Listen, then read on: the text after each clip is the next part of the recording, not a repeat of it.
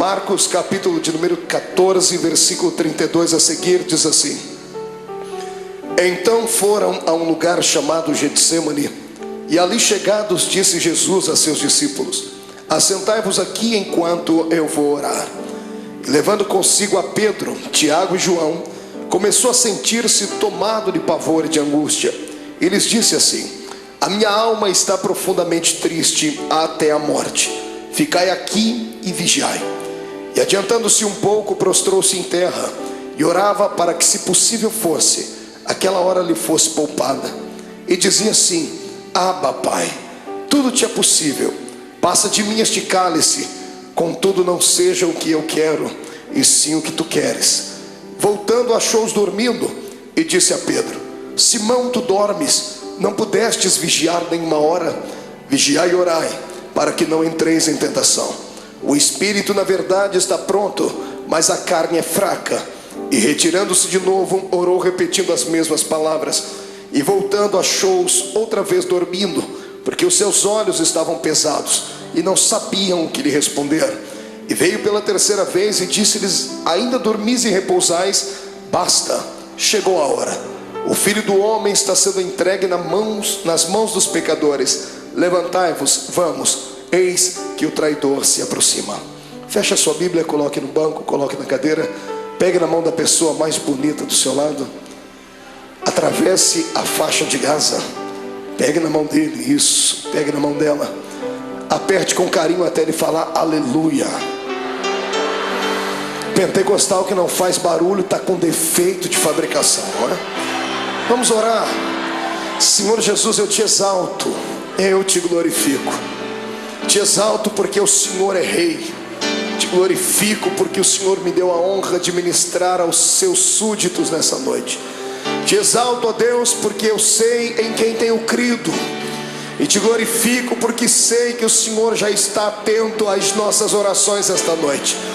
Eu não tenho sombra de dúvidas do seu mover neste lugar hoje. E eu quero agora lhe fazer dois pedidos que costumeiramente faço. O primeiro é que ao redor da Assembleia de Deus do Bom Retiro, num raio de 5 quilômetros quadrados, onde houver um demônio alojado agora, eu quero dar a esses demônios 5 segundos para desaparecerem daqui. Porque se não sumirem, serão queimados pelo poder da glória do Senhor que vai ser manifesta neste ambiente. O segundo pedido a Deus é um pedido de atrevimento espiritual. Se ainda tem um crédito no céu contigo como pregoeiro da sua palavra, abre a porta do seu palácio sobre nós agora e manda do céu para a terra uma comitiva angelical. Eu quero pelo menos 8 serafins aqui nesta igreja. A palavra serafim significa aquele que arde em fogo. Portanto, Senhor, eu quero 8 anjos de fogo aqui neste templo agora. Quero 2 aqui nesta tribuna, uma à minha esquerda, outra à minha direita. Quero 2 na entrada deste santuário e 4 seres esparramando brasas de fogo na nave da igreja. E onde houver um crente batizado com o Espírito Santo, renova ele, meu Senhor.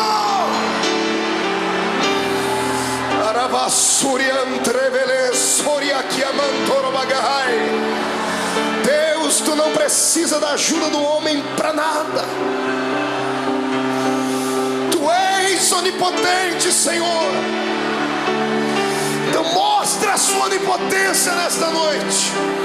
Abala os nossos corações com a sua unção.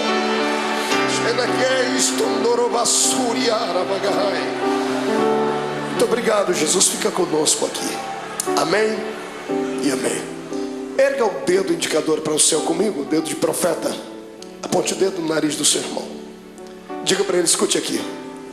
Se você não trouxe lenço, prepare a manga da camisa, a ponta da gravata, do vestido, o que for, porque hoje você vai se derreter na presença de Deus aqui. Quem crê nisso, dê um grito de glória a Deus. Aplausos a Jesus. E tome o seu assento, glorificando o nome dele.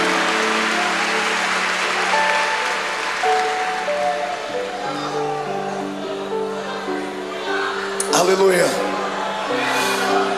Oh glória. Terá la suria anderei choronaba.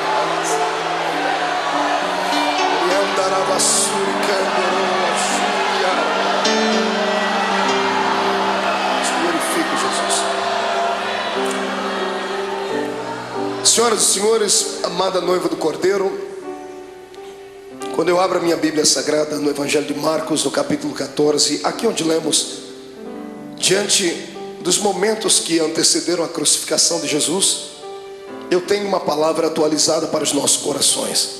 Certa vez, ouvindo um grande sábio pregador, ele disse algo que na época, talvez pela minha juventude, talvez pela força do ímpeto da juventude, eu achei que ele estava sendo apenas um tanto eloquente no que falava, e descobri anos mais tarde que era uma realidade. Ele dizia que a mensagem da noite, ela depende do estado de espírito daquele que vai transmiti-la. Se o pregador estiver alegre, a mensagem vai ser esfuziante. Se ele estiver melancólico, a mensagem será melancólica, porque o Senhor usa o vaso na situação em que ele está. Você já me viu pregar aqui mensagens daquela que a tampa da chaleira voa lá para cima. Toda segunda-feira tem sido um mar de poder aqui, não é verdade? Quem tem participado, quem tem ficado cheio de Deus, sabe disso. Mas hoje eu quero levar você por outro caminho.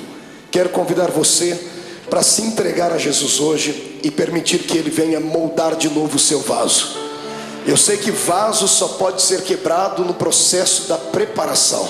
Depois que o vaso está pronto, ele não pode ser quebrado mais, porque se for quebrado, terá que ser colado, e mesmo servindo ainda para alguma coisa, vai ficar dentro dele algumas cicatrizes. Eu quero crer que todos nós estamos ainda num processo de formação, não chegamos ainda à estatura daquilo que Deus quer.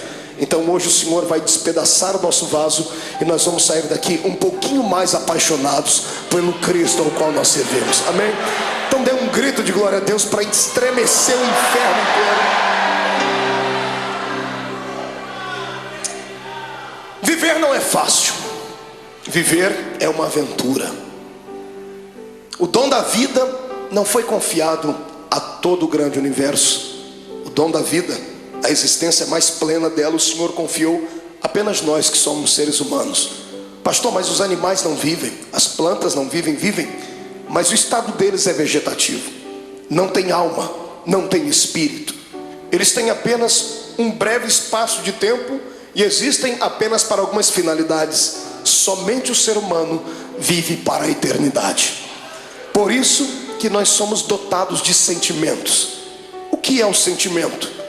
O sentimento é aquele labirinto da nossa alma, que às vezes nos faz saltar, nos faz sorrir, nos faz chorar. E quem é que nunca passou pelo vale da sombra da morte? E só há um remédio que pode trazer a cura para os nossos sentimentos: é a doce presença do Espírito Santo. Porque a doença da alma, a dor dos sentimentos, da frustração, da depressão e da angústia, ela está localizada onde o médico não consegue localizar, bem na divisão da alma com o espírito. E só a palavra de Deus e a presença do Espírito Santo vão até este lugar. E é isso que Jesus vai fazer conosco aqui hoje. Ele vai transformar esta igreja hoje não num quartel general, mas num grande hospital. E Ele, junto com a sua equipe médica, que é composto pela Santa Trindade e os seus anjos, vão trazer o milagre para a nossa alma. Eu profetizo em nome de Jesus que o choro que durou uma noite toda terá que cessar, porque a alegria chegará e a sua alma será inundada com a presença do Senhor Jesus. Olhe para o irmão do Senhor e diga para ele: é só um momento de dor. Diga: vai passar. Quem acredita nisso, dê mais um grito de glória a Deus aí.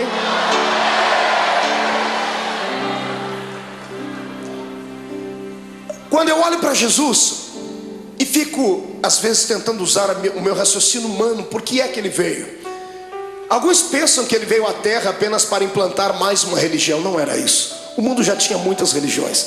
Já haviam religiões perfeitas aos olhos do homem. Já haviam religiões cheias de legalismo. Já haviam religiões amparadas por um sistema filosófico de poetas, como eram os epicureus. Amados, já havia muitas e muitas igrejas na época. Então a pergunta continua: por que é que Jesus veio à terra? Ele não veio à terra simplesmente por vir, como cantava Raul Seixas em uma música onde ele apontava o dedo para o nosso Salvador e chamava Jesus de ridículo, dizendo que ele não era besta para dar uma de herói. Jesus não foi apenas um herói, não foi apenas um mártir. Ele não saiu do céu apenas para fabular e confabular uma história. Jesus deixou as regiões celestiais motivado por um sentimento nobre e perfeito. Ele foi motivado pelo amor. Ninguém entende mais de amor do que Deus. Por isso a Bíblia diz que o amor de Deus foi pleno, porque Ele amou o mundo de tal maneira que deu o seu Filho unigênito, para que todo aquele que nele crê não pereça, mas tenha a vida eterna. Tentando indagar a Deus, fiz isso algumas vezes, perguntando então por que é que Jesus veio à terra, porque o Senhor não poderia usar outras pessoas para que isto acontecesse.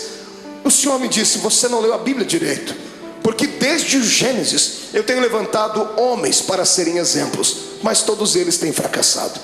Os homens tentaram, sacerdotes tentaram, reis tentaram, profetas tentaram, mas não conseguiram vocacionar o coração do homem para servir a Deus. Era necessário um sacrifício de um animal anualmente, para que o perdão do pecado viesse sobre os seres humanos e eles não fossem condenados e não descessem à morte e estivessem aprisionados por Satanás. Desde o Gênesis até o começo do Novo Testamento, nós temos uma série de dimensões históricas onde Deus tentou confabular com o homem a sua história, ensinar a eles um pouquinho da sua graça, e os homens não pareciam entender. Foi então que Deus teve uma atitude divina. Só alguém que é divino faria isso. A minha Bíblia diz na boca de Paulo que ele, mesmo sendo Deus, não teve por usurpação ser igual a Deus. Antes aniquilou a sua forma divina e desceu na terra e se fez carne. Aqui começa o mistério da minha vida e da sua. Aqui começa uma das explicações para as grandes perguntas da vida, das crises existenciais, que nem Freud conseguiu explicar. Por que é que estamos aqui? Todos nós fazemos parte de um plano majestoso e maior, de um plano que não nasceu na mente de homens, nasceu na mente do Todo-Poderoso Deus.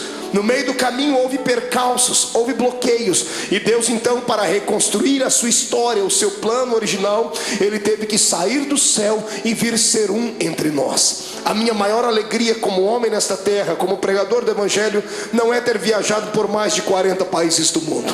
A minha maior alegria não é passar pelas ruas das cidades e ver um crente me reconhecer, ou saber que Jesus me deu um ministério abençoado. Não, a minha maior alegria se consiste nisso, em saber que eu tenho alguém lá em cima no céu, que para poder entender as minhas fraquezas e falhas, teve que sair de lá e vir experimentar um pouquinho desta vida triste e pequenina dos mortais. Amados, para que eu e você não fôssemos destruídos, destituídos, amassados e jogados dentro de um buraco, Jesus teve que sair lá de cima para tentar compreender a nossa falibilidade. Eu falo isso com propriedade, porque o Deus que está acima do céu nunca pecou, nunca sentiu dor, nunca foi desprezado a ponto de sentir náuseas e vontade de morrer enquanto estava lá em cima no céu. Eu penso que o próprio Deus falava com o Filho e com o Espírito Santo lá em cima, dizendo: por que será que esta raça humana não conseguem ser aquilo que eu quero que eles sejam? Se você pegar o Velho Testamento e ver o pensamento de Deus, se você torcer as páginas do Velho Testamento, vão sangrar, porque o Senhor havia ditado a sua lei. O homem que não pudesse caminhar junto com ele era logo destituído. O homem que não pudesse ser santo era logo morto. Veja o Deus do Velho Testamento trabalhando, abrindo a terra, engolindo homens. Por que é que Deus trazia morte e o terror sobre o seu povo? Pensava ele que aqueles que permanecessem vivos, olhando aqueles que foram punidos, se converteriam, seriam mais santos, seriam mais produtivos. E Deus via que, pelo contrário, aquilo parece que trazia, ao invés de temor, trazia ira no coração dos seres humanos. E alguns, por pura rebeldia, tratavam logo de desmerecer a Deus e de serem inimigos dele. O Deus do Velho Testamento tentou, ele fez de tudo que estava na sua mão para fazer, e até o ponto dele chegar no céu, sentado no trono, e dar um grito sobre aquilo que Isaías escreveu no seu livro, gritando bem alto: e agora? A quem eu enviarei? E agora quem há de ir por nós? Porque na terra não tinha ninguém justo o suficiente. Os homens não aceitaram o Deus Jeová, aquele que quando vinha em cima de uma nuvem, fazia tremer os montes, fazia os seus relâmpagos engrandecer o coração dos homens, e os homens não aceitaram.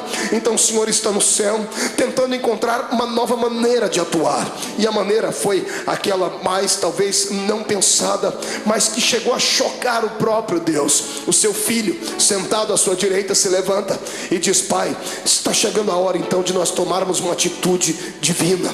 Está na hora de fazermos algo transcendental. Está na hora de eu deixar o meu trono e virar homem de carne e ser um como eles são, para eu poder entender o que eles passam, para eu poder saber o que é que leva esses seres humanos a chorar, a sentir dores. Por que é que eles têm tanta facilidade em se curvar diante dos problemas? Por que é que eles ficam deprimidos? E é isso que Jesus faz.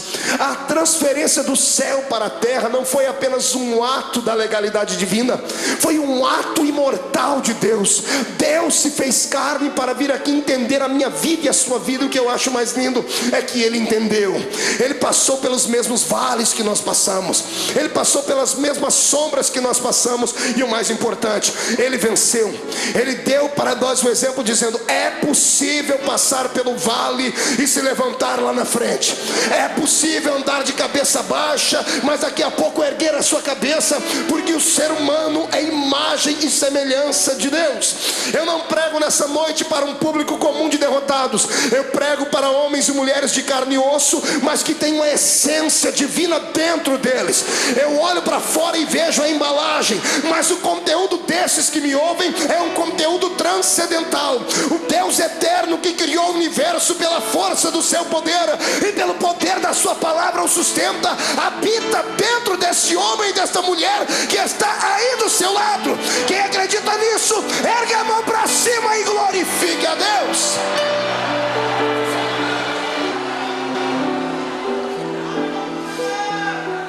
Para tentar entender por que é que a gente chora, grita, geme, sente agonia, Jesus passou pelo mesmo caminho.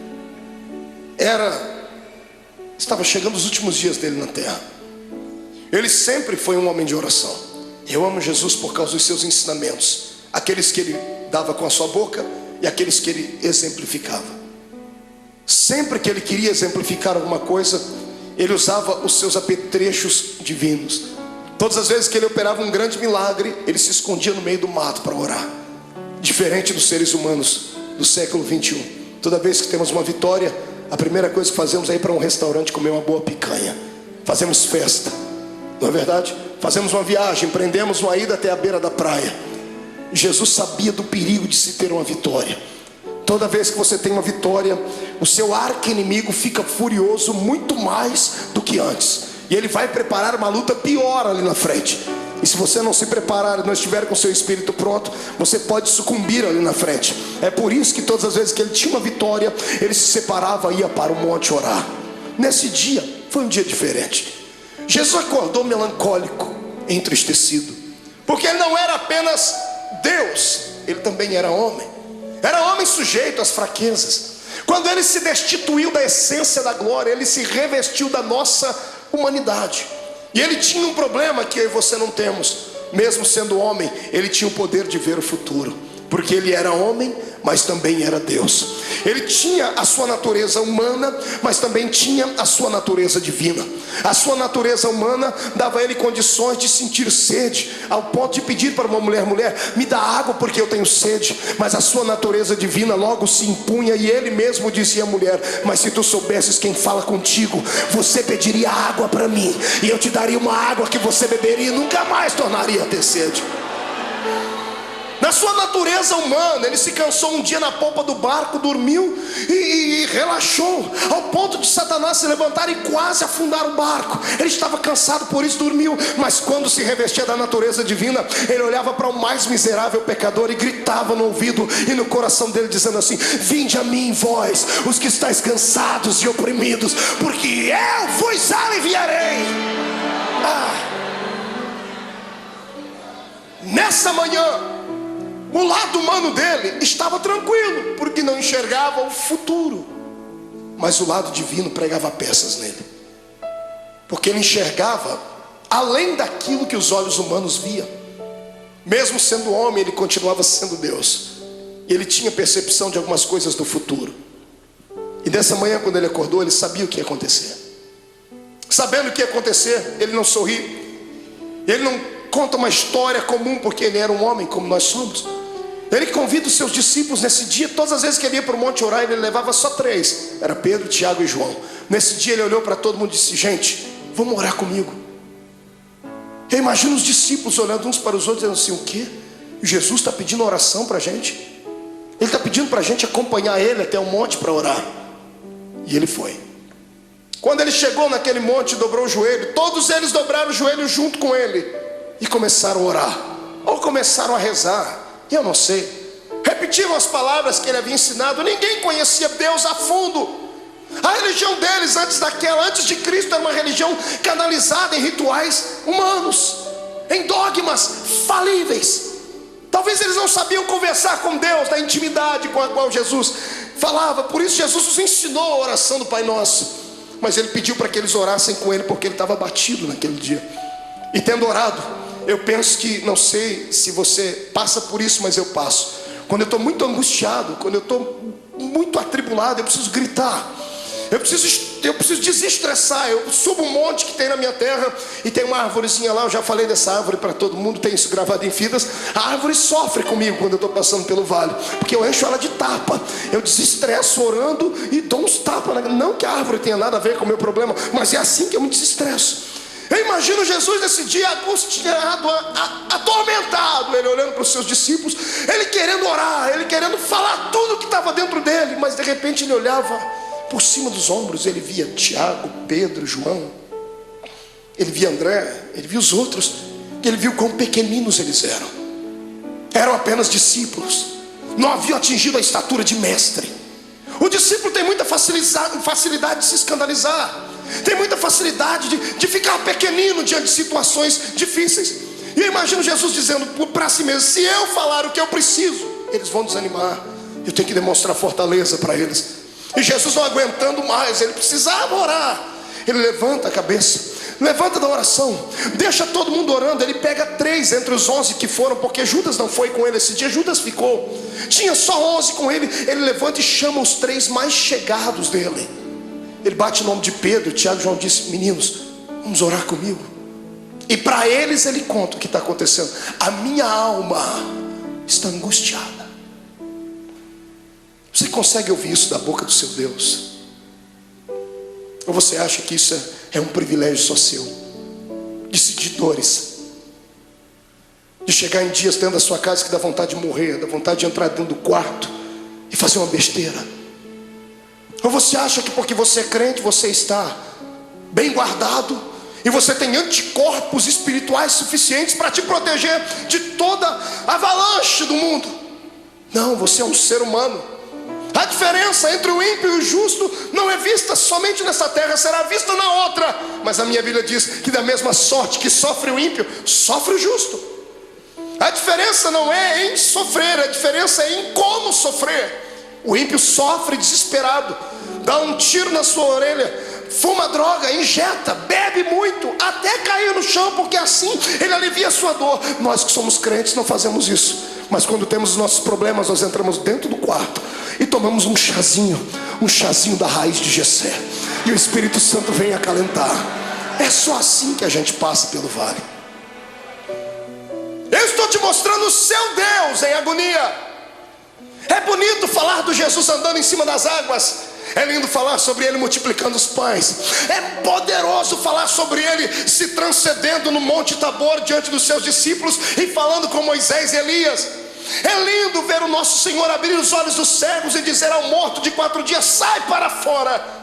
Mas eu quero ver se há beleza em ver o seu Deus dizendo assim: eu estou sentindo pavor, eu estou angustiado, eu preciso de amigos íntimos. Jesus está aqui dando um exemplo para nós. Quando passarmos pelo vale, precisamos ter alguém do nosso lado, precisamos de amigos. O que vale na nossa fé cristã é isso, que nós temos pessoas que nunca vimos antes, mas depois de 5 minutos de conversar já chamamos ela de irmão. Eu sei que tem muitos aqui que são colegas, mas existem alguns amigos, poucos, mas são. Quando você passar pelo vale da sua alma, não passe sozinho, não faça besteira. Peça para Jesus preparar alguém para que você possa desabafar, contar os seus problemas. Peça para Ele colocar uma pessoa certa, não um traíra, não uma pessoa que vai abusar depois do seu problema e lhe chantagear. Peça para Ele preparar alguém que tenha o mesmo espírito que você tenha e que te ame não pelo que você é, não pelo que você tem, mas por aquilo que Deus te fez. Jesus pega os seus melhores amigos e Ele sobe com eles um pouquinho e diz assim: eu estou angustiado. E eles estão orando, e Jesus começa a orar, e ele começa a tremer, porque os olhos dele visualizavam aquilo que os olhos naturais não viam. De repente ele levanta e deixa os três e diz assim: gente, ora por mim, porque eu vou entrar aqui no meio desse mato agora, e eu vou rasgar minha alma. Eu imagino Pedro, Tiago e João olhando um para a cara do outro, dizendo assim: esse não é o nosso Cristo. Cadê o homem de Fortaleza que pega o chicote, espanca os homens que estão na beira do templo? Ele está melancólico, ele está entristecido, ele está fragilizado. Pedro, Tiago e João enxergam isso nele. E eu imagino eles olhando a figura de Jesus entrando dentro do horto, dentro do jardim, dentro do Getsemane. Interessante, era profético. A palavra Getsemane significa prensa do óleo. E ele, oliveira verdadeira, estava indo lá para ser prensado, para que o óleo do seu espírito viesse sobre a terra. Ele foi moído para que nós pudéssemos ser reconstruídos. Ele chorou naquele dia para que nós pudéssemos sorrir hoje aqui. Ele sentiu dores naquele dia para que as nossas dores fossem aliviadas. E é por isso que eu te convido agora a dar um belo glória a Deus, porque Ele merece tudo isso.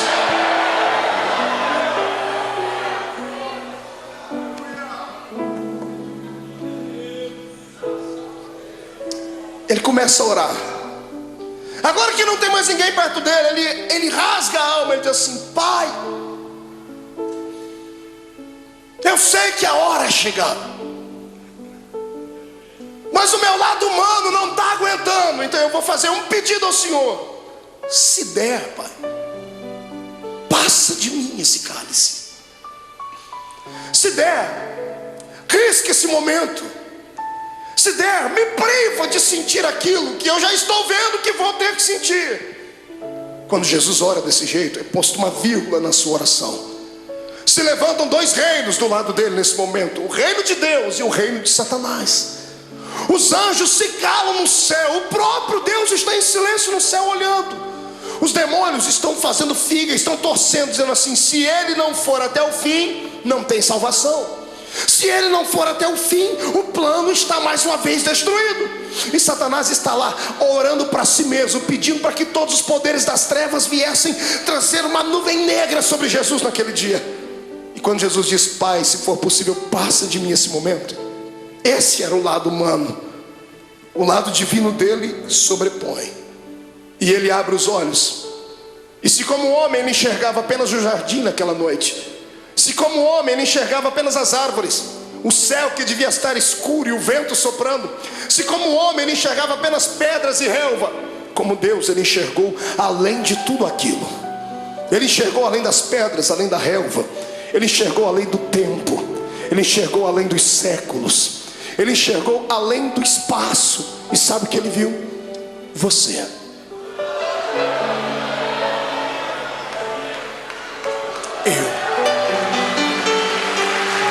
Ele enxergou você.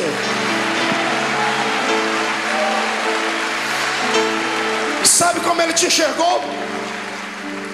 Não como um super-homem ou uma mulher maravilha, bem trajado dentro da religião, cheio de poderes, de status, não. Ele enxergou você sofrendo no seu quarto. Ele enxergou você chorando pelas ruas de São Paulo, desempregado. Ele enxergou você no momento em que as pessoas mais te atormentaram, que os seus inimigos lhe perseguiram. Ele enxergou a sua alma rasgada e você gritando e sentindo dores. E ele sabia que você não ia conseguir passar pelo jardim do Getsemane. Ele sabia que você ia tentar correr de lá. Então ele entrou no meio e disse assim: Pai, já que eles não vão dar conta de ir, eu vou no lugar deles. Ele se levanta e diz: todavia seja feita a sua vontade.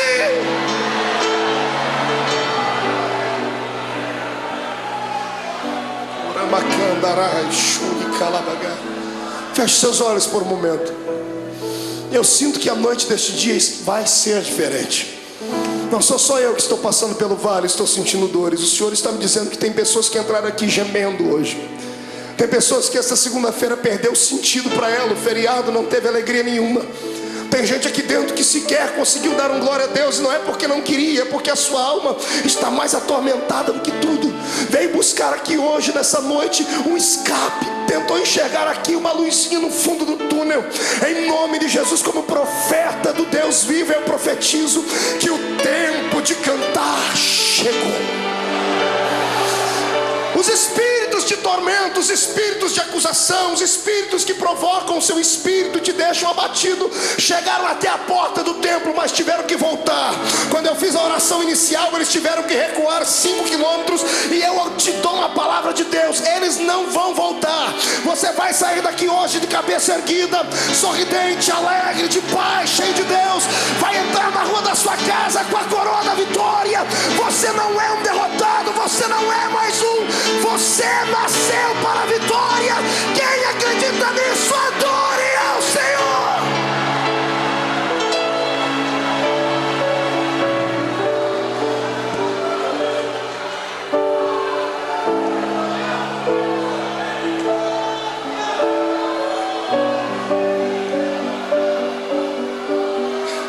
Então eu vou lhe convidar hoje aqui, irmão. Rasga a alma, filho. Chora. Vomita tudo que está dentro da sua alma, põe para fora. Porque você não é um super-homem. Não se autoflagele. Eu sei que você hoje orou como Paulo: Senhor, o que eu quero fazer sempre eu não faço, o que eu não quero eu estou sempre fazendo. Senhor, eu tenho um espinho na carne. É como se o mensageiro do diabo viesse, me esbofeteasse e me jogasse no chão. Eu quero que você ouça aquilo que Paulo ouviu. Deus se levantou do trono e não acusou ele, não apontou o dedo. Deus olhou para Jesus do lado dele, viu a mão furada, viu o sofrimento do filho e disse assim: ô Paulo, fique tranquilo. Como, Senhor? Eu estou angustiado. A minha graça te basta. Senhor, não é o suficiente, então eu vou preencher agora. O meu poder se aperfeiçoa na sua fraqueza. A matemática de Deus é diferente. E eu profetizo que aqueles que entraram fracos aqui dentro hoje, Satanás não vai ter coragem de cruzar o seu caminho por pelo menos um mês. Eu profetizo em nome de Jesus que aqueles que entraram aqui entristecidos, chorosos, estão recebendo hoje o revestimento do Espírito.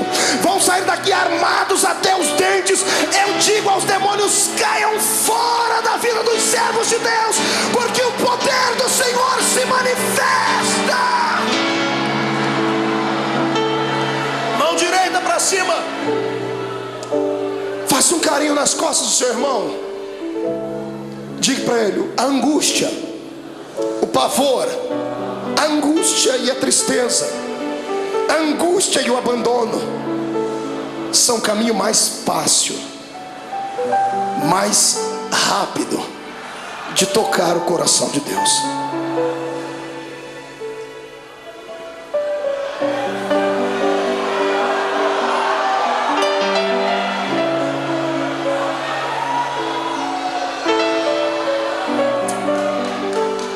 Era a adversidade. Meu sogro me ensinou uma frase que ele deve ter ouvido em algum lugar, eu já citei ela algumas vezes: que não há bem que sempre dure, e também não há mal que nunca acabe. Tudo na vida tem um ponto de equilíbrio. A vida da gente é igual às 4 estações do ano. Alguns estão sorrindo do seu lado porque estão vivendo o verão da vida deles. O sol da justiça está alto, está brilhando sobre ele, está corando a sua pele, por isso que o irmão está sorridente. Outros estão vivendo a primavera da sua existência, estão florindo, estão frutificando, estão crescendo. Em contrapartida, outros entraram no outono, começaram a perder as folhas, começaram a perder o colorido. E difícil saber que alguns entraram pelo caminho do inverno, estão sucumbindo, estão tendo que buscar água nas profundezas dos lençóis mais profundos da terra, estão tendo que se curvar diante de tudo. Mas a bênção é que tudo é um ciclo. Depois do inverno vai vir o verão de novo. Calma, é só um tempo. Na minha vida e na sua, tudo o que acontece, ou acontece porque Deus mandou, ou porque Ele permitiu. Satanás não tem esse poder que nós pensamos que ele tem, de vir e manipular a nossa existência. Eu sou entregue a Cristo e você também. O mais fraco aqui entre nós é capaz de catar Satanás pelo chifre e esfregar o focinho dele no chão, porque ele não tem mais solução. Para mim e para você, por pior que seja o ato cometido, se puderes hoje inclinar não os joelhos em terra, mas sim o coração diante de Deus, o sangue de Jesus Cristo cobrirá todos os seus erros e você ficará mais alvo do que a alva-neve.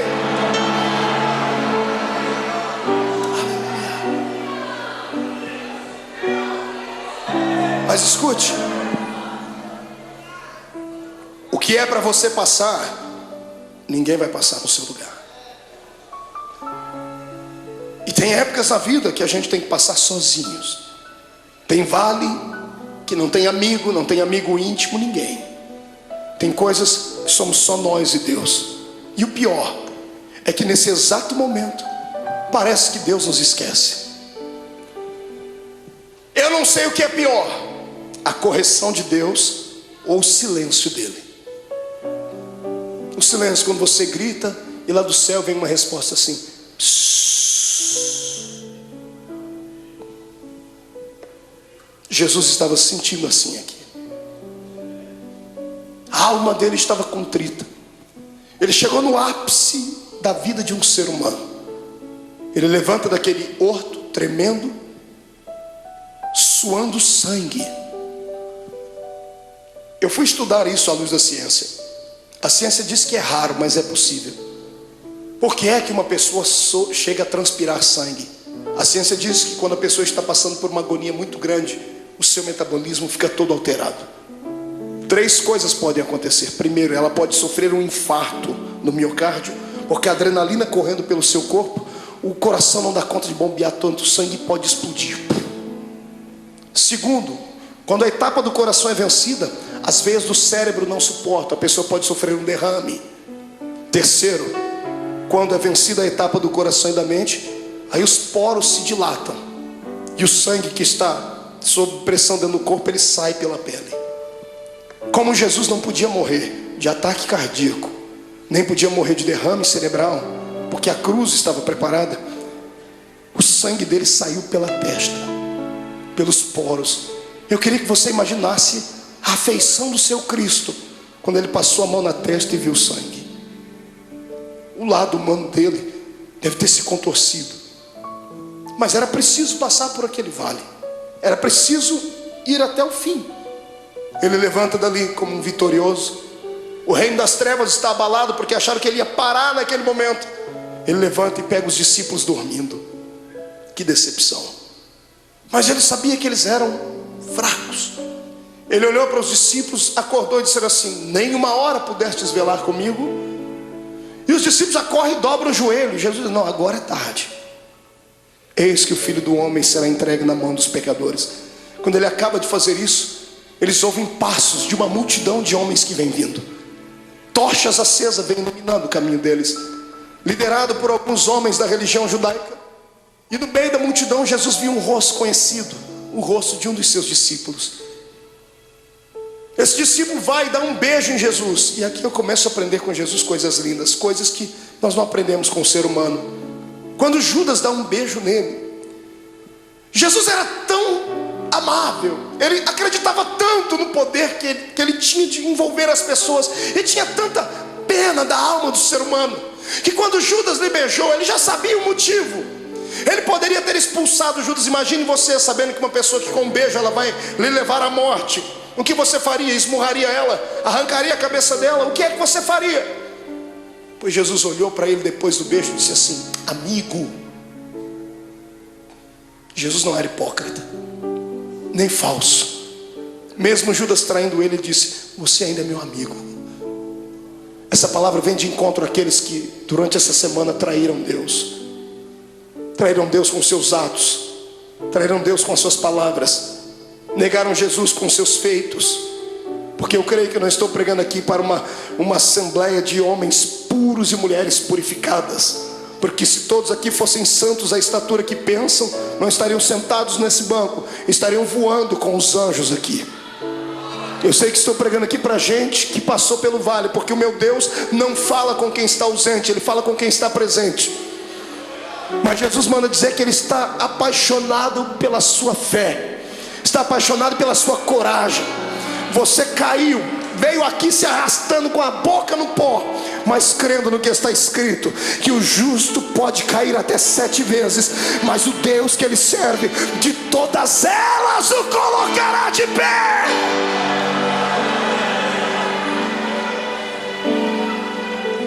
Você continua sendo amigo de Deus. O amor de Deus não dá para se entender. O amor de Deus tem que ser aceito. Não fomos nós que o escolhemos, foi Ele quem nos escolheu. E quantas vezes você já fez essa pergunta: por que o Senhor me escolheu, Deus? Por que você acha que Deus te escolheu, irmão? Pela sua força? Pela sua oratória? Pelo seu talento de cantar? Você acha que Deus olhou para você e disse: não, esse aqui eu vou poder usar, então eu vou investir nele, e o outro que não prestava ele não investiu? Não foi nada disso. Deus olhou para você e alguma coisa em você atraiu Ele.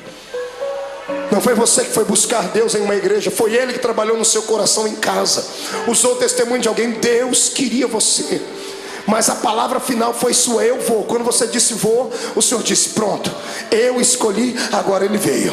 Você foi escolhido por Deus. Escute, deixa eu lhe dizer uma palavra, que isso aqui vai quebrar esse demônio que te atormenta, vai acabar com a sua depressão. Escute: nenhum ser humano pode surpreender Deus. Não há nada que você faça, não há nada que você pense, não há nada que você aconteça que você vai deixar fazer Deus ficar assim: nossa, o meu filho me espantou. Porque Deus conhece tudo. Você nunca vai surpreender Deus. É por isso que eu me apoio nessa palavra, para nunca sair dela. Porque o diabo, ele só sabe falar do passado. Ele só sabe acusar você do que você fez, do que você cometeu antes de entrar dentro dessa igreja hoje. Ele só sabe apontar o dedo para você e metralhar você, dizendo assim: você foi isso, fez isso e aquilo. É por isso que eu prefiro ficar com Deus, porque Deus não fala do passado. Todas as vezes que Deus olha para você, sabe o que Ele fala? Do seu futuro. E lá no céu, imagina Ele acotovelando Jesus, dizendo: está vendo aquela filha lá? Olhe lá na frente e veja o que eu vou fazer com ela. Está vendo aquele homem? Olhe lá na frente e veja o que ele será. Porque Deus não é como caranguejo que anda olhando para trás. O Senhor está na nossa frente.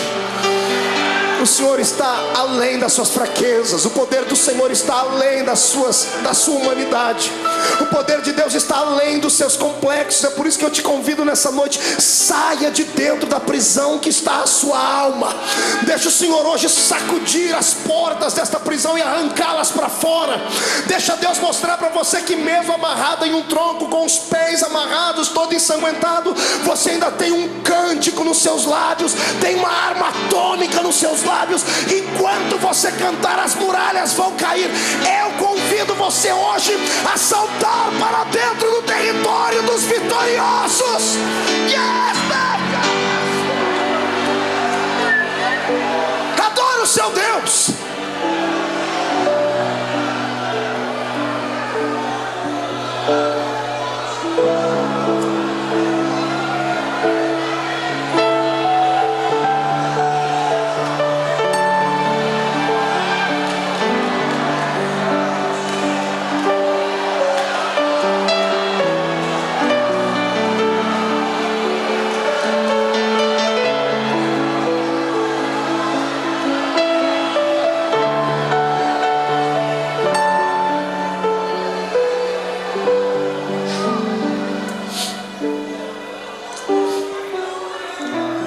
É hoje o dia que Deus escolheu para arrancar você de dentro do quarto escuro da sua vida. Os espectros do passado que te sondam, os demônios que encontraram uma brecha, vão ter que serem rápidos para saírem, porque se não saírem serão destruídos. Eu vejo a força de Deus chegando para dentro de você. Eu vejo o Espírito Santo sentado nas asas do vento, trazendo em ambas as suas mãos brasa de fogo para purificar o seu pecado. e na mão direita dele uma unção de gozo para te fazer saltar pelo menos uma semana inteira. Em nome de Jesus Cristo, hoje é o dia da independência da sua alma. O Senhor te fará saltar muralhas. Quem acredita nisso, tire o pé do chão para adorar.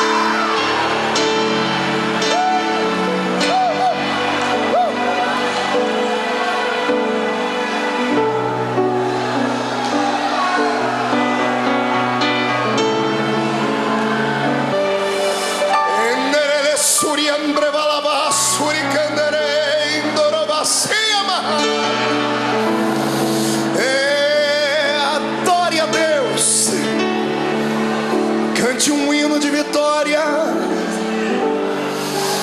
e vem agora para perto do altar. Curve o seu coração, porque Deus de pé está.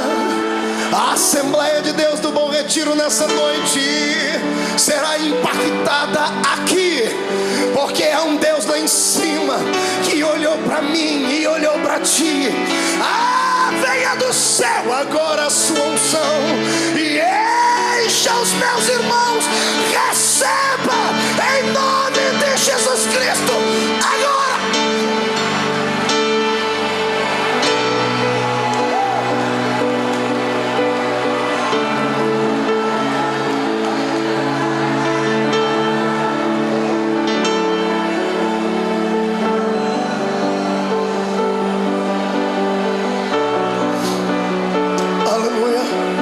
Sente um pouquinho. Olhe para cá.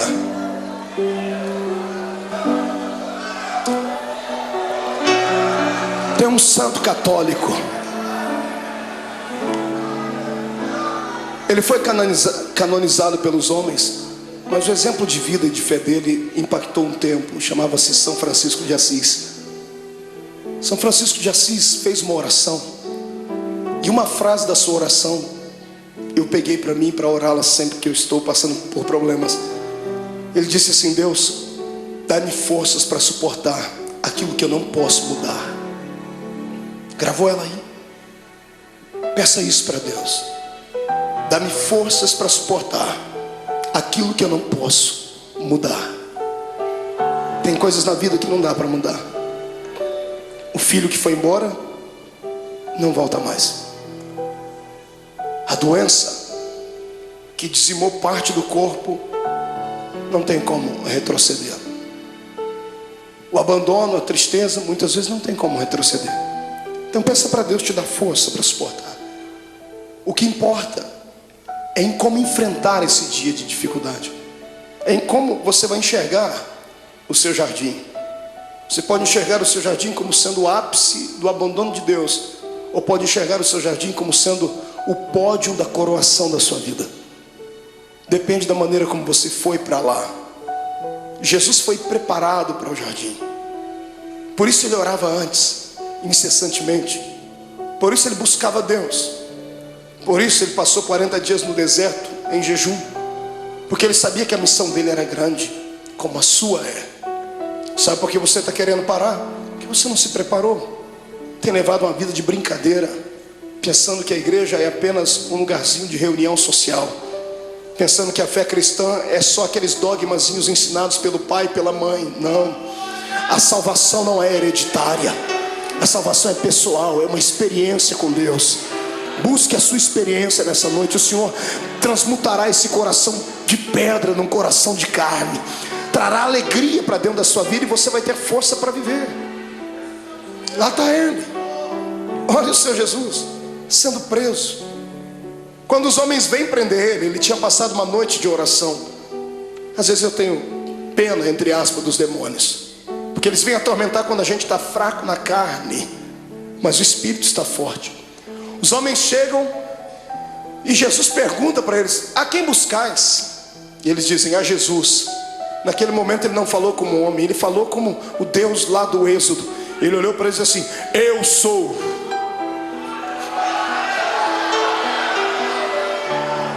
Por um pouco aqueles homens não morreram fulminados, porque quando ele liberou a sua palavra, rema, eu sou, eles caíram no chão. Qualquer preso sairia correndo, qualquer pessoa condenada sairia correndo, qualquer covarde sairia correndo. E eu não duvido que os discípulos iam pegar na mão dele: Jesus, aproveita o momento e foge. E ao invés de ele ir para a direção contrária, ele vai e ajuda as pessoas a ficar de pé. Você consegue imaginar Jesus pegando Imagina ele falando: I'm sorry, desculpe. Em vez de falar como homem, eu falei como Deus. Foi só um momento, eu estou aqui, pode me prender.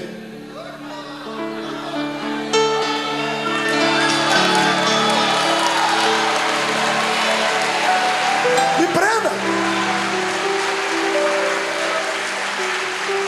Eu imagino que os próprios soldados que foram prender Jesus se assustaram. O quê? Me prenda, eu estou preparado. O que eu estou fazendo agora vai trazer uma mudança no planeta Terra. O momento de sofrimento agora trará algo na eternidade jamais visto, nunca visto. Se o grão de trigo não morrer, ele vai viver para sempre na solidão. Mas quando ele morre, ele gera outros. Eles podem não amar-me suficiente, podem não ter orado comigo à noite, podem ter me negado, podem ter me vendido, mas eu os amo. Aleluia. O amor de Deus é o amor ágape. Você já conhece isso, é a cartilha dos crentes. Amor eros, amor filos e o amor ágape. Amor eros é de homem para uma mulher, o amor filos é de mãe para filho, filho para pai. O amor ágape é o amor de Deus, é o amor puro, é o amor que se ama sem esperar nada em troca. É o amor que Paulo falou lá na sua epístola aos Coríntios 13. É o amor que tudo suporta. É por isso que Jesus está te segurando. Aleluia. Eu dizia a um amigo hoje que eu descobri depois de muito tempo por que é que o ser humano não deve pecar. O ser humano não deve pecar simplesmente porque existem leis na Bíblia dizendo que ele não deve pecar. Deus não odeia você porque você peca. Deus não quer te destruir quando você erra, não é isso. É que Deus é Pai. E Deus sabe que todas as vezes que você peca e erra, você se arrebenta. Todas as vezes que você faz alguma coisa errada, é você quem se machuca. E qual pai quer ver o filho machucado? Qual pai quer ver o filho ferido? Está entendendo? É por isso que o Senhor não quer que você erre, que você burle a lei. Porque tudo que Ele estabeleceu são princípios, e tudo que foge dos princípios te machuca. Olha para você agora sofrendo por causa desse adultério. Olha você sofrendo aí dentro, as mágoas, tristes, desejando uma pessoa que não é sua e não pode ficar com ela, não tem jeito. Olha vocês sofrendo porque pegou aquilo que não era seu. Olha aí você sofrendo porque passou por cima de tudo aquilo que Deus tinha para você. Olha você angustiado. É isso que te tira da igreja. Não é a perseguição do pastor, não é a palavra pesada do outro, não é. São aquilo que nós infringimos na lei de Deus. E Jesus me disse ao meu ouvido enquanto eu estava de joelho ali: tem muita gente que quer se afastar da igreja, filho. E fala para eles que não importa o que eles fez, importa o que eu fiz por eles. Sai da frente, Satanás, eu estou com raiva de você. Eu tenho certeza que nesta noite os planos de Satanás mais uma vez caíram por terra, porque o Senhor te ama. E ponto final. Quem é amado por Deus, adore a Ele.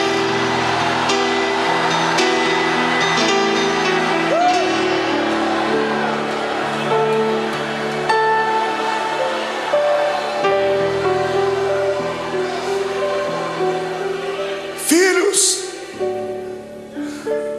a rejeição, a cruz, a agonia, vocês não vão suportar, eu suporto por vocês. E levaram ele como um preso comum. Fizeram do meu Jesus uma peteca. Caifás, Anás, Pilatos, Herodes, Pilatos. Ninguém achava nada de errado nele. Ele tinha palavras para incriminar os homens, mas ele se calou e não se defendia.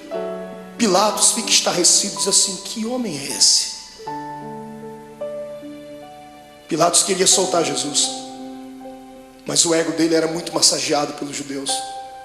Ele não queria perder a postura de o grande. Então, para alegrar o coração dos judeus, ele pensava que isso iria aplacar a ira deles. Ele manda chicotear Jesus. E pegam o meu Jesus, o seu Jesus, levam ele numa noite fria para um lugar, numa praça, amarram as mãos dele em uma estaca, deixam ele seminu. Aquilo era já motivo para matá-lo, porque todo judeu tinha vergonha de mostrar o seu corpo. Estava sendo humilhado, até que ele começou a ser flagelado. Azorrague era o nome da arma com a qual bateram em Jesus. 12 tiras de couro, na ponta de cada tira um osso de carneiro quebrado ou limalha de ferro. Cada vez que o carrasco batia nas costas do meu Jesus, 12 buracos ficavam nas costas dele. Paulo disse: assim como meu mestre, eu tomei uma quarentena de açoites menos uma. Foram 39 chicotadas daquela, mais de 460 cortes nas costas. O corpo não aguenta. Depois da 10ª chicotada, ele já estava pendurado. Ele poderia ter gritado, ele poderia ter aliviado um pouquinho da dor, porque quando gritamos, por um momento, há um bloqueio no cérebro e a dor passa por momentos, mas passa. Se ele gritasse, ele teria sentido menos dor, mas ele não gritou. Ele aguentou calado, porque sabia que você não ia aguentar. Sabia que eu não ia aguentar. Eu também, irmão, eu também.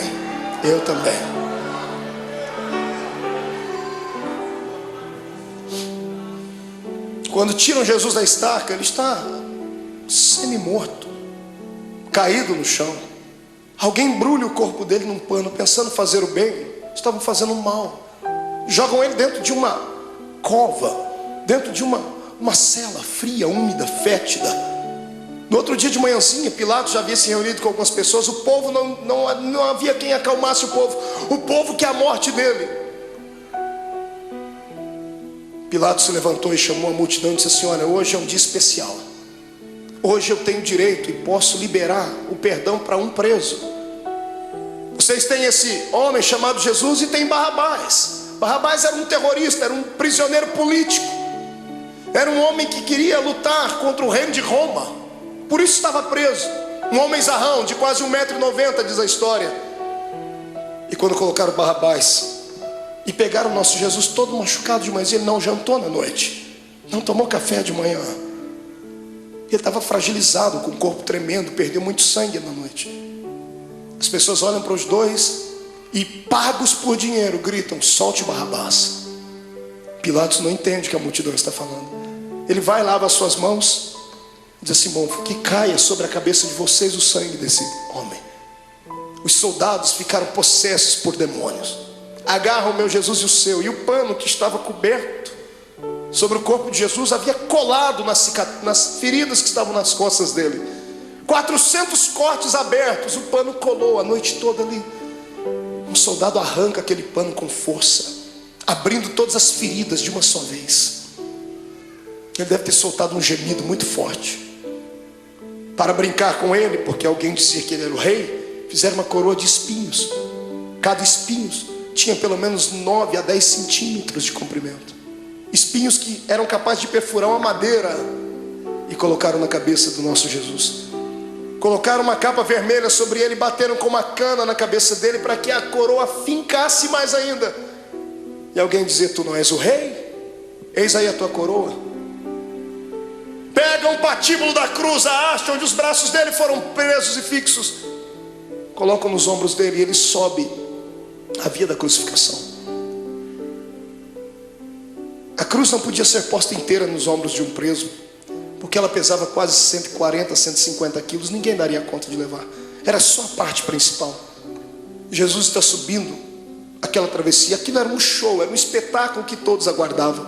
Todo mundo estava esperando ver ali um preso político, um preso famoso. E quando muitas pessoas começam a ver Jesus passando ali, a agonia tomou conta do povo. Eu fico imaginando as pessoas que estavam lá naquele dia.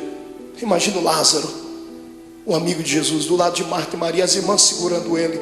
eu vou lá, eu vou soltar ele, eu vou fazer alguma coisa. Mas não vá, Lázaro, se for vai morrer também. Ele vai passando o olhar, ele vê todos aqueles para quem ele multiplicou o pão e deu na mão deles. Os amigos que ele tinha desferiram contra ele a traição. Pedro está andando do lado, triste porque já tinha negado Jesus. A mãe de Jesus vai ao longe, olhando o filho querido. No meio do caminho ele não aguenta. A Bíblia não diz, mas é possível que Jesus tenha tombado com o peso daquele lugar, daquela cruz, da haste daquela cruz, porque ele estava muito cansado, estava com fome, estava machucado. E o soldado romano, enfurecido, endemoniado, olha no meio da multidão, e para humilhar mais Jesus, escolhe um homem diferente no meio da multidão. Ele pega o Cirineu, Simão o Cirineu. Cirineu não era sobrenome. Cirineu falava do lugar onde ele havia nascido, Cirene. Cirene ficava na Etiópia. Era o único negro que tinha ali naquele dia. Pegaram um negro para colocar ali, para ajudar Jesus a carregar a cruz, dizendo: nenhum dos seus irmãos te amam. Colocaram um estrangeiro para ajudar Jesus a carregar a cruz. E eu fico aqui imaginando com a minha mente, ele está sofrendo, está morrendo e está ensinando a gente que quando passarmos pela nossa via da crucificação, não tiver nenhum amigo para ajudar a carregar a cruz, não tiver nenhum parente para ajudar a carregar a cruz, Deus enviará um estrangeiro para ajudar. Aleluia. E o mais lindo é que o estrangeiro já está do seu lado, o Espírito Santo. É Ele quem te ajuda a carregar a cruz. Está sentindo Ele aí, irmão? É por isso que está ficando mais leve a cruz. Eu não oro para que Jesus tire essa cruz dos seus ombros, mas eu peço para que Ele te dê força para carregar ela até o fim, porque vamos trocar as cruzes que nós temos por coroas do céu. Aleluia. Passe pelo vale dando glórias ao seu Deus.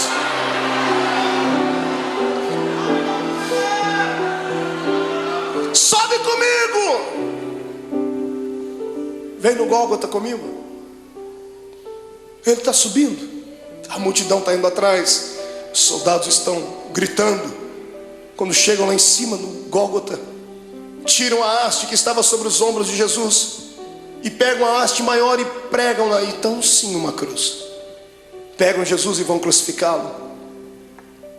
A história diz que a cruz era feita 5 dias antes da crucificação, era feita sob medida.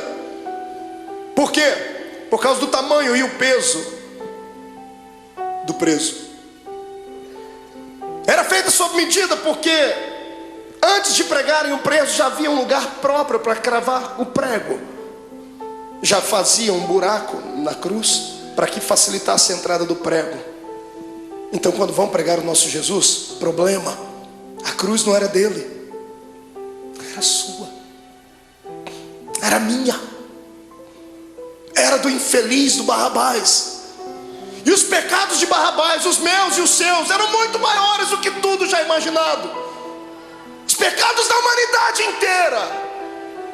Quando pregam a primeira mão, facilitou a entrada do prego.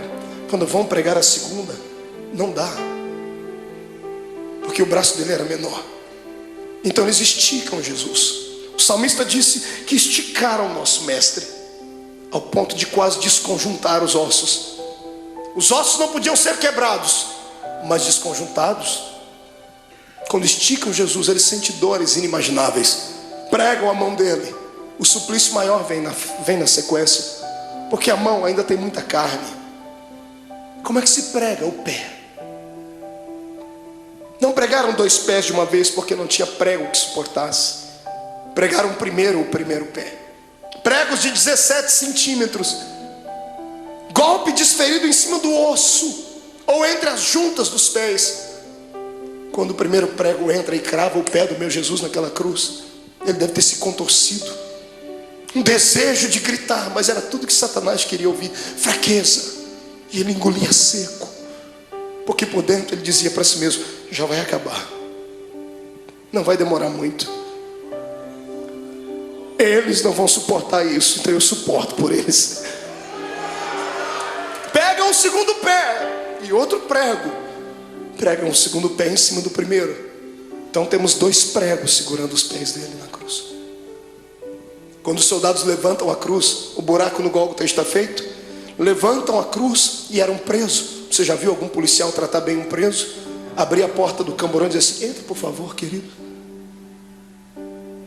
Ninguém disse: olha, vamos colocar a cruz com cuidado. Quando eles levantam a cruz e soltam dentro daquele buraco, soltam com todo o peso do corpo dele. Quando a cruz bate dentro do buraco do Gólgota, o corpo de Jesus pende para frente. Ele fica preso pelos pregos das mãos e dos pés, e o corpo pende para frente. Os seus ossos comprimem o seu pulmão e ele não consegue respirar.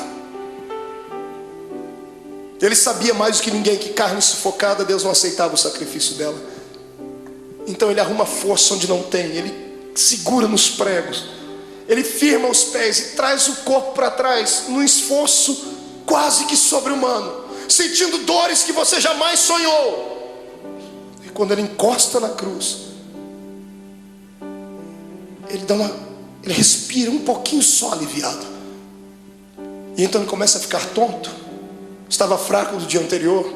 As moscas começam a visitar o corpo de Jesus. Se você já fez serviço militar, você sabe o que eu estou falando. Quando você está diante de todo o esquadrão e um maioral está passando perto de você, você não pode nem se mexer. Posição de sentido. Os mosquitos voam em volta do nariz, dá vontade de colocar a mão, mas não pode. Jesus estava ali, ensanguentado, suado, sentindo dores. As moscas estão voando sobre ele e ele não tem força nem para expulsá-las. Do lado dele é posto um bandido e do outro também. Quando ele olha para os dois bandidos, eu penso que ele intercede pela alma deles. O da direita o da esquerda fica endemoniado. O diabo entra dentro do corpo dele e ele olha para Jesus e diz assim: oh, você não é o Deus, você não é o Cristo, você não é o Todo-Poderoso? Sai da cruz e tira a gente daqui, rapaz. Imagina a tristeza com que isso chegou no ouvido de Jesus. Pensa, você está morrendo por ele e ele está debochando de você. A dor daquilo deve ter sido maior do que a dor dos pregos, maior do que a dor do chicote, porque a dor do desprezo é maior do que tudo. Deus olhou do céu e disse: não, meu filho não vai ficar assim. Espírito Santo entra no coração daquele bandido da direita. Vamos fazer um equilíbrio. O da direita fica cheio do Espírito Santo. Pregado na cruz, grita para o outro: pare de atormentar ele. Esse homem não fez nada, a gente está aqui porque merece, ele não. O da direita estica o pescoço, porque Pilatos deu um presente para Jesus. Mandou colocar uma insígnia em cima da cruz: Rei dos Judeus. O preso estica o pescoço, e quando ele lê em cima da cruz Rei dos Judeus, ele abaixa a cabeça e sussurra: o Rei, Rei, ó Rei. Imagino Jesus levantando a cabeça, sentindo dor, dizendo: está falando comigo, rapaz? Estou. O Rei, lembra de mim quando entrar no seu reino. Aleluia. Eu imagino Jesus dizendo, eu penso, conjecturo: o que, filho? Lembra de mim quando entrar no seu reino. Eu acredito que você é rei. Lembra de mim. Eu imagino Jesus dando um sorriso no meio do sangue, no meio da dor, e dizendo para si mesmo: valeu. Pelo menos um acreditou. Jesus olha para ele antes dele desfalecer e diz: moço, ainda hoje você vai cortar as faixas, vamos inaugurar o paraíso juntos. Eu e você, ainda hoje estarás comigo no paraíso.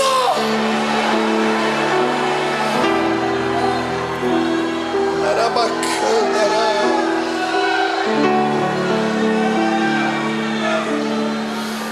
Incline a sua cabeça. Derramado em meu coração, não sei como agradecer-te o que tu tens feito a mim. Eu só posso dar-te agora a minha canção.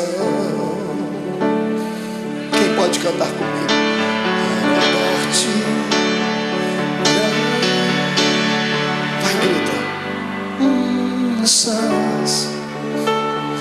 Graças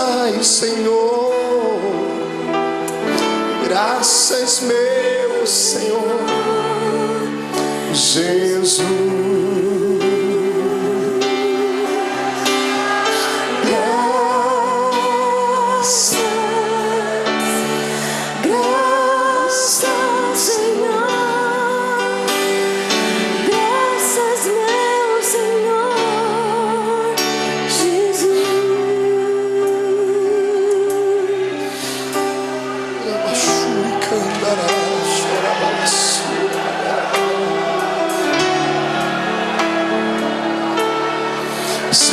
Diante do seu Deus, crente. Até você que não gosta de dar glória a Deus não pode ficar em silêncio agora. Até você que não gosta de dar barulhos tem que gritar agora.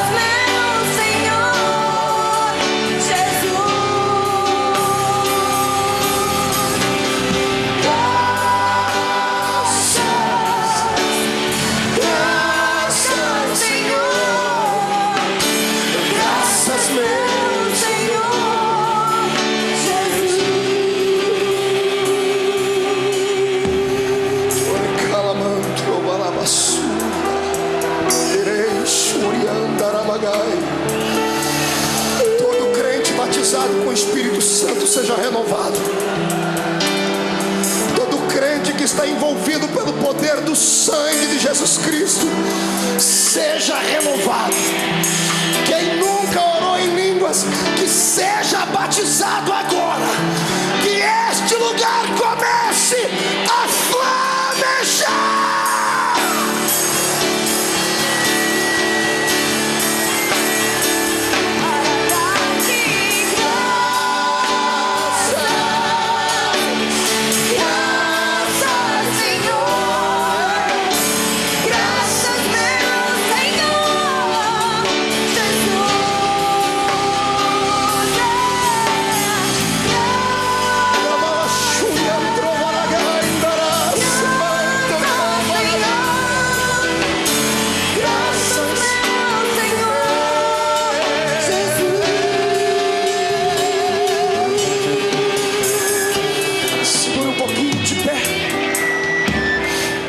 Seu irmão, oh Deus,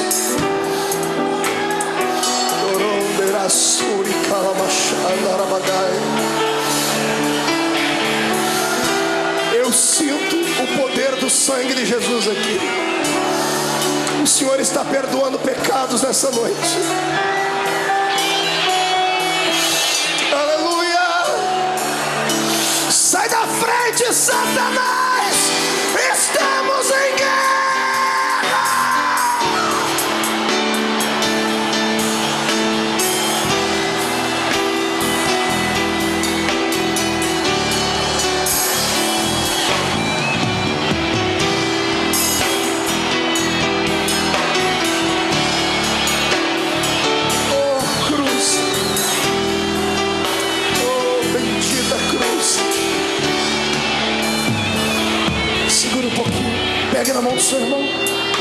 para cá.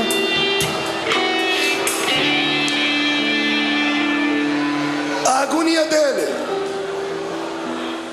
continuava. Chegou uma hora que ele olhou para o céu. Como homem, ele enxergava só as nuvens, o sol. Mas de repente, como Deus, ele olha para o céu e ele não vê nuvens. Ele olha para o céu e não vê pássaros. Ele vê o trono, Rubens. Quando ele vê o trono, ele vê o pai dele. Só que o pai dele está de costa.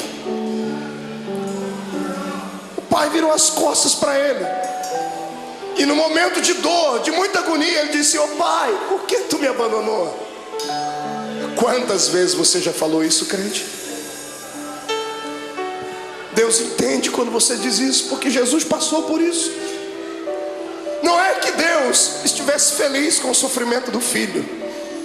Se Deus continuasse olhando, ele ia arrancar Jesus daquela cruz, Joel. E se ele arrancasse Jesus da cruz antes dele morrer, Deus ficaria derrotado. Deus poderia ter destruído a terra, mas ele preferiu virar as costas para não ver. E o lado humano de Jesus sentindo dores, mas o lado divino dentro dele dizendo assim: já está acabando, aguenta mais um pouquinho, segura.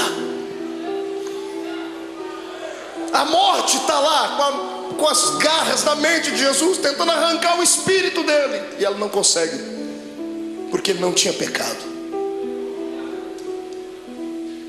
A morte estava inofensiva. Ela era acostumada a carregar para dentro do inferno pecadores. Mas como arrancar da terra um homem que nunca pecou? Eu imagino a morte dizendo: desse eu não dou conta. Eu imagino Jesus levantando o rosto para cima e dizendo assim: eu vou te ajudar, a morte. Onde está o teu aguilhão, a morte? Onde está o teu poder que não consegue levar um homem fragilizado uma noite inteira? Eu te ajudo. Quem diz que a morte matou Jesus não sabe da verdade. A morte não matou Jesus, foi Jesus que se entregou para ela. Você é muito fraca, morte, então eu vou te ajudar. Eu me rendo, eu entrego meu espírito, consumado está.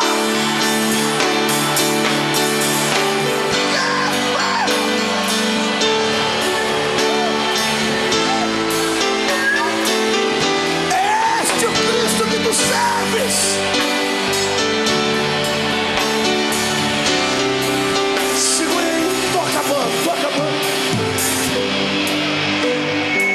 Escute.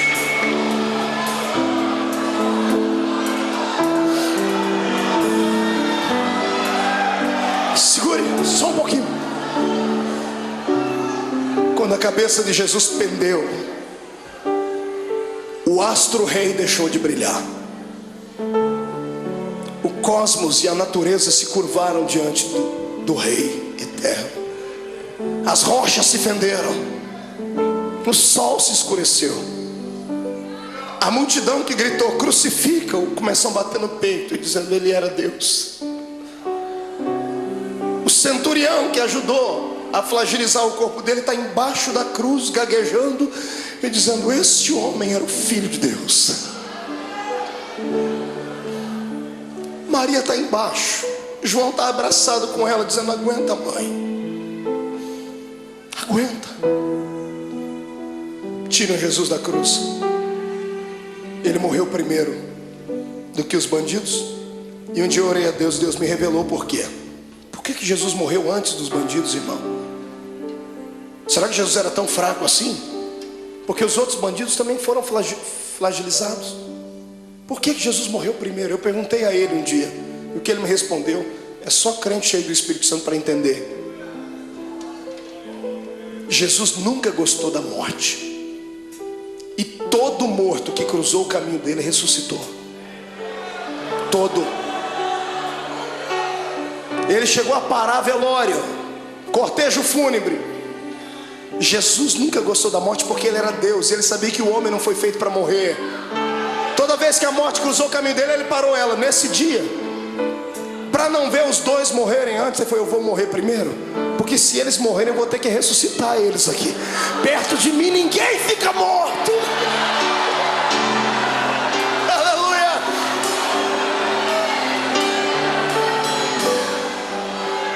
Ele morreu a carcaça. Quem morreu foi Jesus, o homem. Mas o Cristo que estava dentro dele não podia morrer, porque Deus é eterno. O Espírito do Cristo que estava dentro dele saiu pela boca. Quando o homem expira, seu espírito sai. Interessante é que ao invés de Jesus sair dali e ir até o céu, a Bíblia diz que ele foi às regiões mais baixas. E ele foi num lugar muito interessante que poucos crentes conhecem, pouca gente prega. A Bíblia diz que ele foi buscar um cativeiro. Já leu sobre isso na Bíblia? Quando Jesus morreu, ele passou 3 dias morto ali, o corpo, porque o espírito dele foi fazer uma pregação interessante. Ele foi a um lugar onde estavam todos os santos que haviam morrido antes dele, porque ninguém ia para o paraíso, iam todo mundo para o seio de Abraão. E Jesus foi lá e se revelou: eu sou. Eu imagino ele, já estava com a chave da morte e do inferno na mão, indo lá, abrindo as portas das cadeias. Abrindo a porta, lá dentro tem alguém sentado assim: sai para fora, Daniel. Mas Senhor, quem és tu? Eu sou aquele que fecha a boca do leão.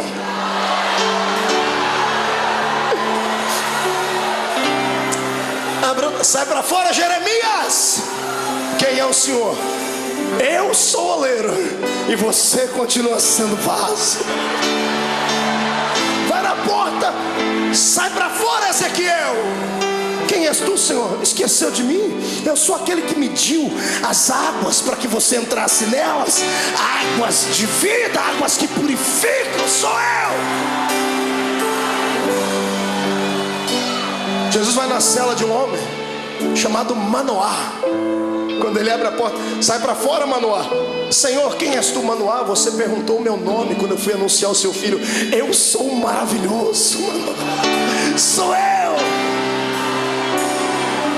Sai para fora, Davi. Quem és tu, Senhor? Eu sou o bom pastor que dá a vida pelas suas ovelhas. Sai para fora. Sai para fora, Ananias, Misael e Azarias. Senhor, quem és tu? Eu sou o 4º homem da fornalha de fogo. Sai para fora.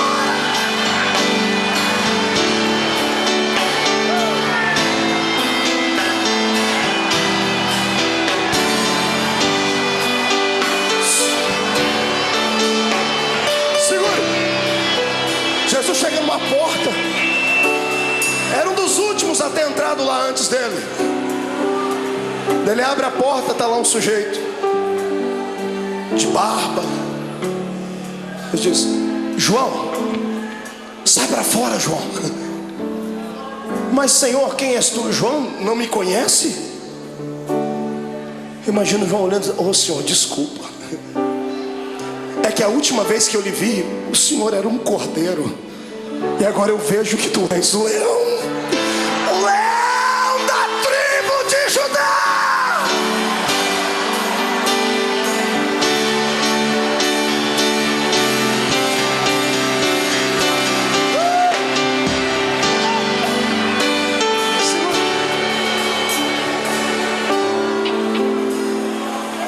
Momentos antes disso acontecer, Jesus fez uma visitinha lá na casa do diabo. Está todo mundo chorando aqui em cima, na terra, e tem um monte de demônio fazendo festa no inferno.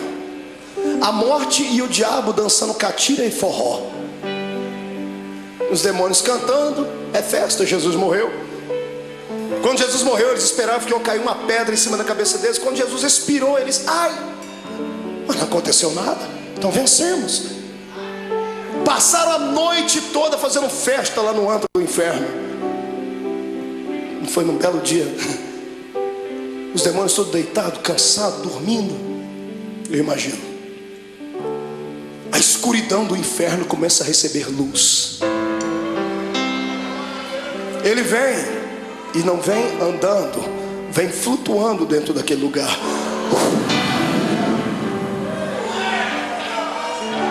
Quando a presença, a luz e o calor dele vai passando, demônios começam a gritar. Ai, está queimando, é o sol. E alguém grita, mas é outro sol. É o sol da justiça que está entrando. Os gritos devem ter acordado o diabo e a morte. Jesus olha para a cara dos dois. Antes de falar com o diabo, Jesus vai no colarinho da morte, agarra ela pelo colarinho e diz: onde está a morte? Onde está o teu aguilhão, a morte? Jesus pega e joga ela para um canto. Jesus vai onde está o diabo, fala: Satanás, agora é contigo, seu infeliz. Me agonizou lá no monte, achou que eu não ia vencer. Eu vim aqui provar para você que é possível ser homem na terra e ainda ir morar no céu.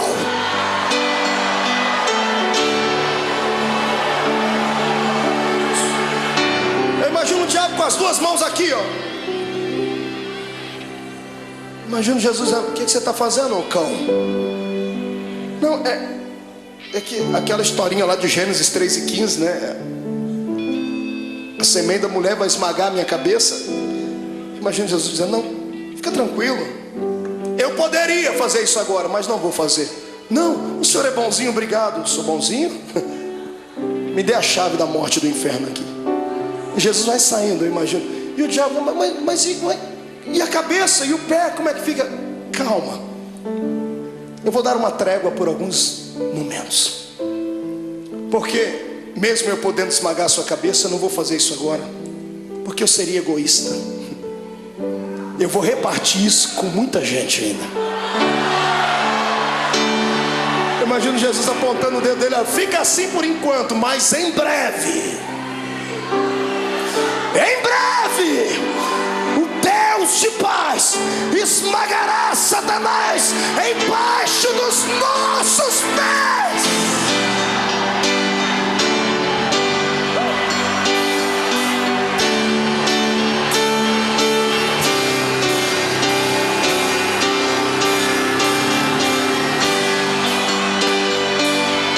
Segura, vamos encerrar.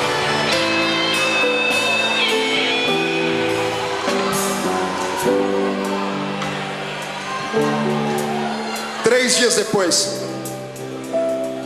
umas mulheres chorosas chegam na tumba de Jesus, levam perfume para embalsamar o corpo dele. Está todo mundo chorando pelos cantos.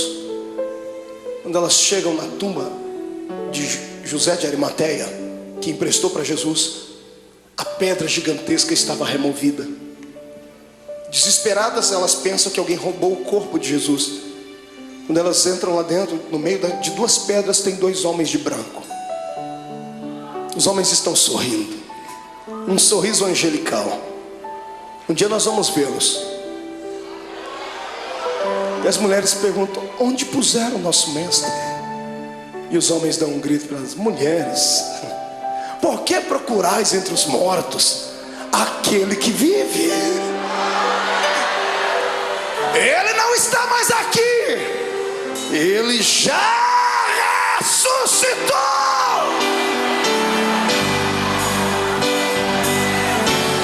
Vou te dar um conselho: passe a quinta-feira da angústia, chegue na sexta-feira da crucificação e não se entrega. Se segura, porque o domingo da ressurreição vai chegar. E Deus manda dizer que essa noite foi transformada no domingo da sua ressurreição. Eu quero saber onde estão aqueles que estão passando por uma sexta-feira de dor, estão passando pelo vale, estão sofrendo, sentindo angústias, estão com vontade de deixar tudo, não aguentam mais as perseguições, não aguentam mais passar pelo vale da sombra e da morte, e querem que o domingo da ressurreição chegue logo. Vem, irmão, vem aqui à frente, vem correndo que eu vou orar por você. Vem, você não está sozinho. Eu estou passando por esse vale também. Eu estou passando por esse vale. Vem, isso chora mesmo. Derrama as últimas lágrimas. Viver é assim. Hoje a gente perde, mas amanhã a gente ganha. Hoje a gente está embaixo, mas amanhã vamos estar por cima. Hoje foi despedido, mas o Senhor vai abrir uma porta de emprego amanhã. O coração está apertado porque está sozinha, está sozinho. Foi traído, foi abandonado. Calma, o Senhor tem bênção para lhe dar. Ele já preparou, mas ou Ele vai trazer de volta o que foi. E se aquele não prestar mais, Ele vai preparar outro. Ninguém perde com Deus. Ele só pede para você ter paciência. Segura um pouquinho. Grite, mas não murmure. Se jogue no chão, mas não perca a fé. Porque em nome de Jesus Cristo, o domingo da ressurreição está chegando. Diga comigo, em nome de Jesus. Toda angústia, toda dor, todo sofrimento, tudo aquilo que me atrapalha de servir a Deus, toda frustração, todo sentimento de abandono, eu ordeno, venha para a palma da minha mão. Agora, fecha a sua mão. Diga comigo, a minha sexta-feira da crucificação já foi. Hoje é o domingo da minha ressurreição. Levante a mão para cima e vou contar até 3. Você vai jogar no chão e vai pisar em cima. 1. A vitória é sua. 1,5. Hoje o Senhor te transporta para o reino dos vitoriosos. 2. A sua casa será impactada pela ressurreição de Deus. 2,5. Satanás é um derrotado, com um D maiúsculo. 2,75. É o dia da sua liberdade. 3. Jogue no